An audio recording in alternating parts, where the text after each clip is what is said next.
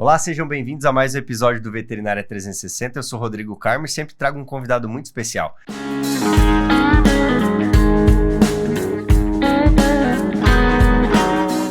Hoje vamos falar sobre equinos. E para falar sobre esse tema eu recebo a médica veterinária Fernanda Schmidt. Ela faz residência na USP, na parte de clínica médica e cirúrgica com equinos. É isso, né, Fernanda? Seja bem-vinda. Muito obrigada pelo convite. Finalmente conseguimos nos reunir. A agenda bateu, né? Exatamente. Isso mesmo. Sou formada na Unesp de Botucatu e atualmente estou terminando a residência lá na FMVZ USP, no Hospital Veterinário, na parte de clínica e cirurgia de equinos. Legal. E para a gente falar sobre essa rotina, né? Os equinos são muito importantes para o nosso país, né? E me conta como é que é essa rotina clínica. Eu imagino que seja bem movimentada, por se falar da Universidade de São Paulo. Sim, sim. Quando a gente pensa em residência, né? Principalmente a residência, ela envolve o hospital veterinário, é diferente de um veterinário que vai trabalhar a campo, em atendimento clínico nas fazendas, por conta do tipo de demanda do hospital. Então, geralmente, o paciente que chega para o hospital, ele tem um quadro emergencial, muitas vezes. Então, a gente recebe muitos quadros emergenciais e muitos encaminhamentos de veterinários. Então, também a gente tem uns casos de alta complexidade, quando a gente tem uns limites, né, técnicos, de material, de pessoal do campo, e isso acaba gerando um encaminhamento para casos mais complexos. No hospital veterinário da USP, a gente tem duas frentes, né? A gente tem a clínica de equinos e a cirurgia de equinos.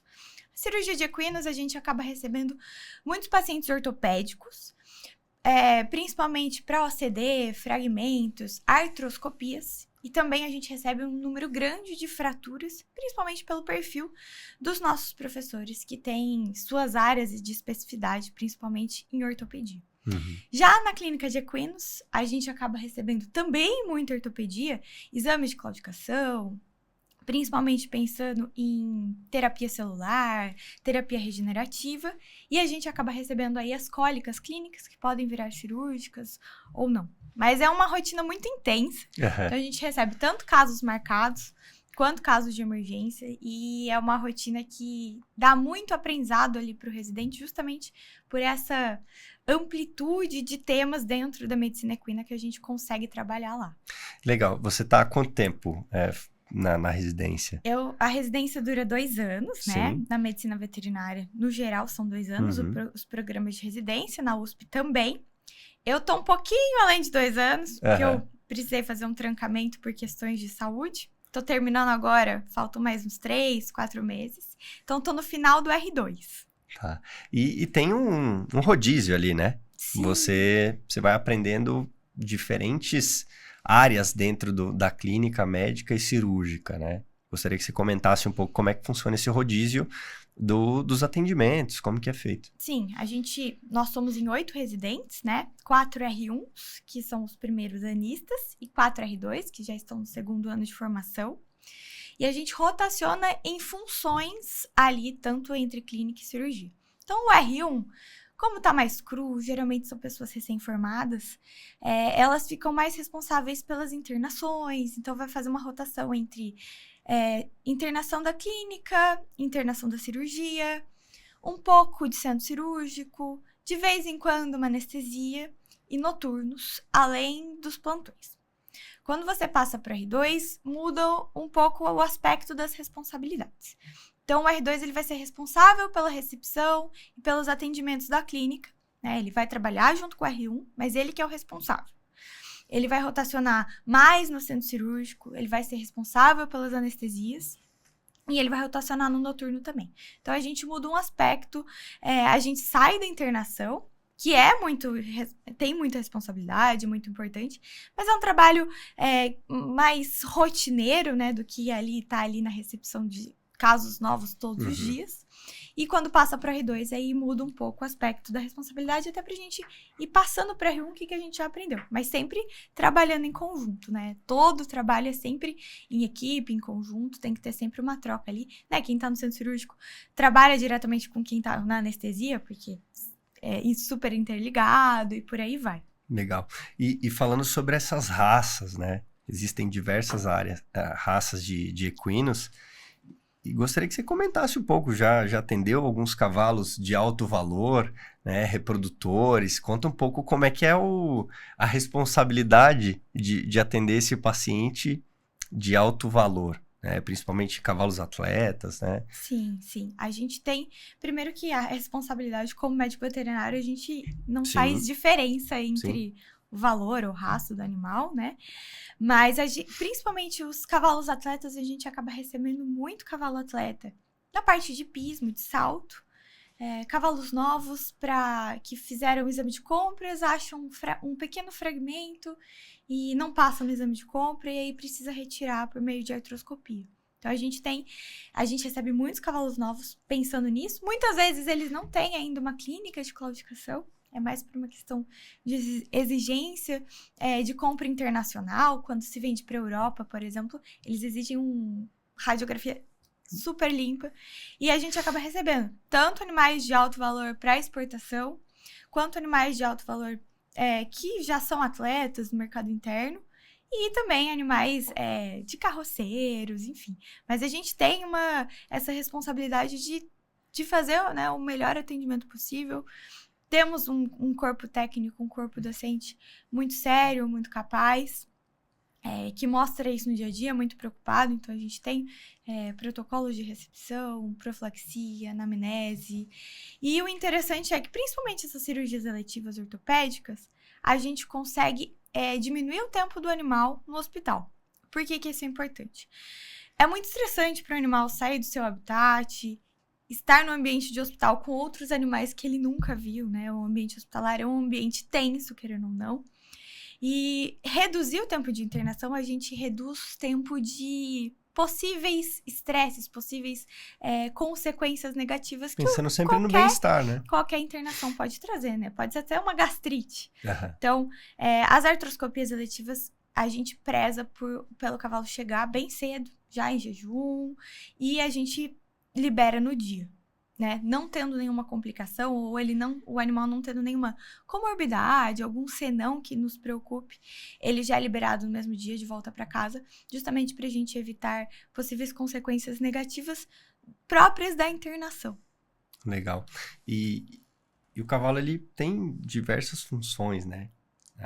Principalmente no cenário Brasil, a nível Brasil. Então, cada região tem as raças para algumas aptidões, como no Nordeste para vaquejada. Aqui no Sudeste a gente não vê tanto, mas em algumas regiões ainda tem. O cavalo para tração, né? Dependendo da cidade, da região, do município. Então, a gente nota que é um animal que ele é utilizado, ele é muito versátil, né? Ontem eu estive na Universidade do Vale do Paraíba, eles fizeram a interação com os cavalos da Força Aérea Brasileira. E foi muito legal, né, ver essa troca, né, usando o animal para segurança pública, principalmente, né? Então, gostaria que você comentasse também dessas diversas modalidades do uso do animal e que acabam precisando de atendimento. Sim, a gente recebe, pelo perfil da USP, a gente recebe muito cavalo atleta, né?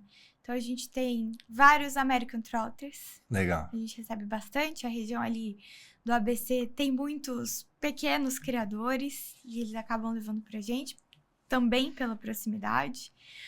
A gente recebe, como eu já falei, animais de salto, né? Uhum. E também até o próprio perfil do esporte, o perfil do criador, ele interfere no comportamento do animal. A gente sabe que os American Trotters, por exemplo, são animais um pouco mais quentes. Então, a gente também preza por entender essa demanda do próprio animal, um atendimento mais rápido, porque é um animal que não vai gostar muito de ficar numa baia. A gente não tem piquetes, por exemplo, lá na USP, então eles ficam em baia, a gente faz rodizamento, sai para caminhar. Uhum.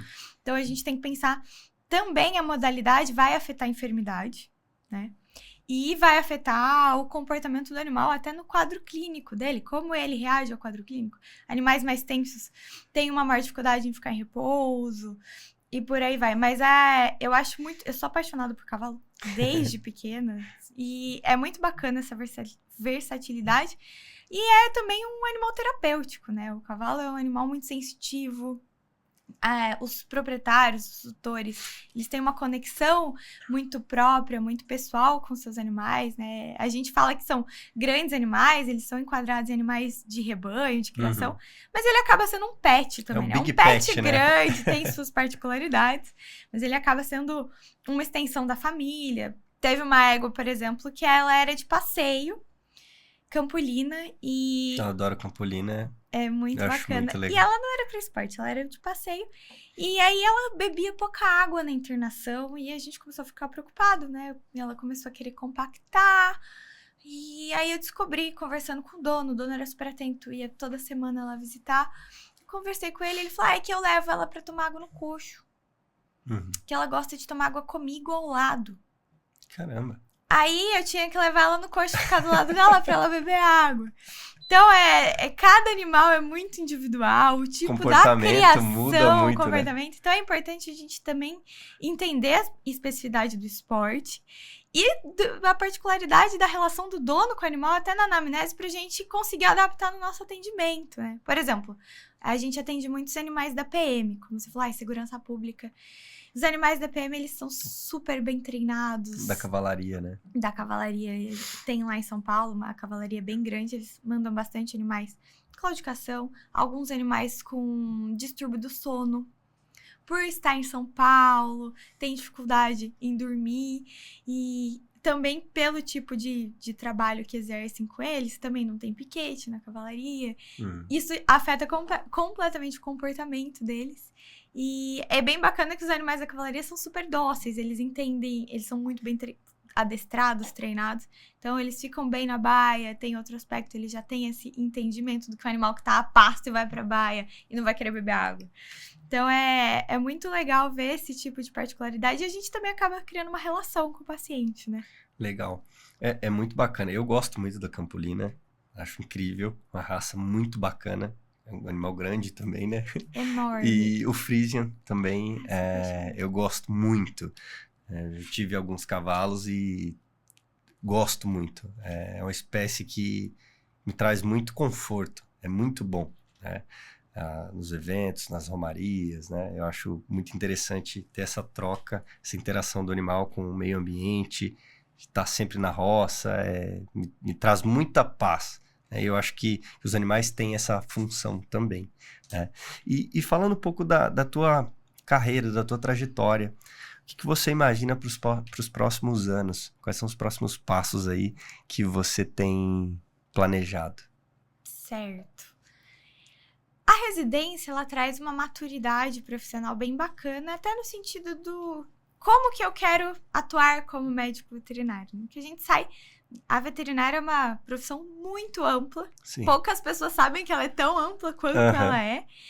E a gente sai um profissional que pode atuar em vários campos, né, da graduação. E eu acho a residência interessante justamente até para conseguir se especializar e se entender como profissional, né? Que tipo de profissional eu quero ser. Sempre gostei muito de abdômen agudo. Minhas iniciações científicas, todo o que eu acompanhei na faculdade foi com o abdômen agudo. Hoje, eu já me apaixonei pela claudicação a partir da residência, que não era uma área que eu tinha tanta afeição, e agora tenho.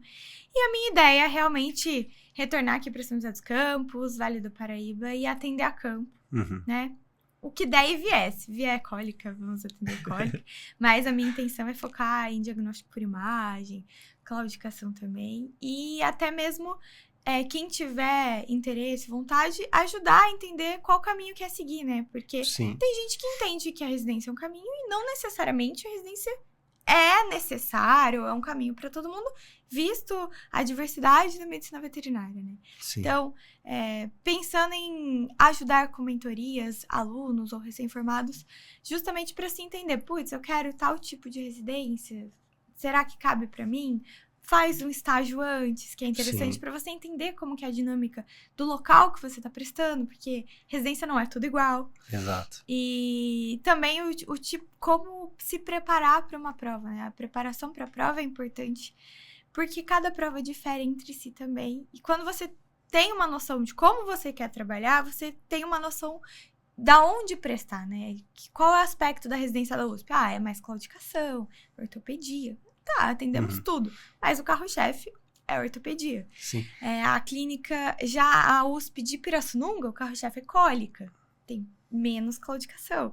Então, depende muito do que perfil, você entende, do perfil que você quer seguir como médico veterinário, como você quer se especializar. E a gente também não pode esquecer das zoonoses, né? Exatamente. Que é um tema que me chama muita atenção. Eu gosto muito dessa parte de saúde pública, para mostrar também o papel do médico veterinário. A gente não pode esquecer do mormo, né? Uma doença que a gente tem um histórico, né, nas guerras, foi utilizada.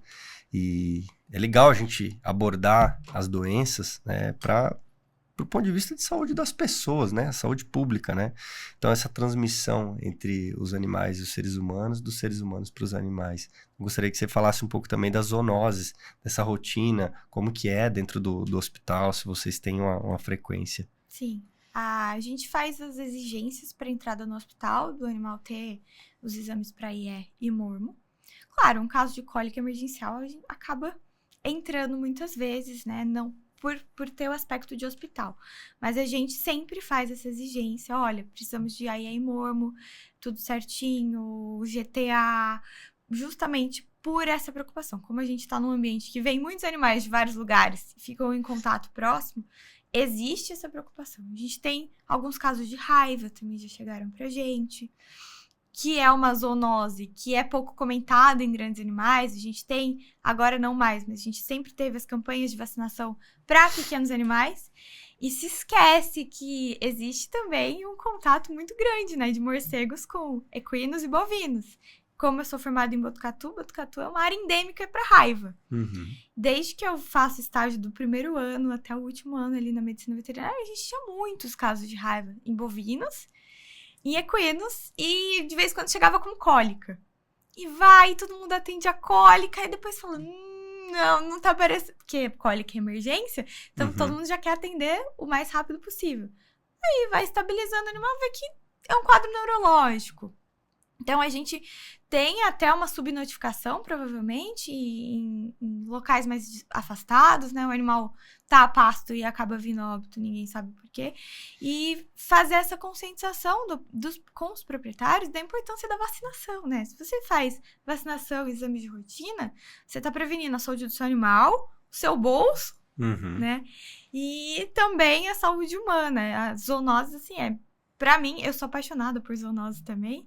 Descobri a paixão tardiamente na faculdade, mas gosto muito da área justamente porque diz respeito a nós diretamente, é muito importante e não se é tão falado. Inclusive, eu vi um vídeo ontem da Xuxa alimentando morcegos na casa dela. Nossa.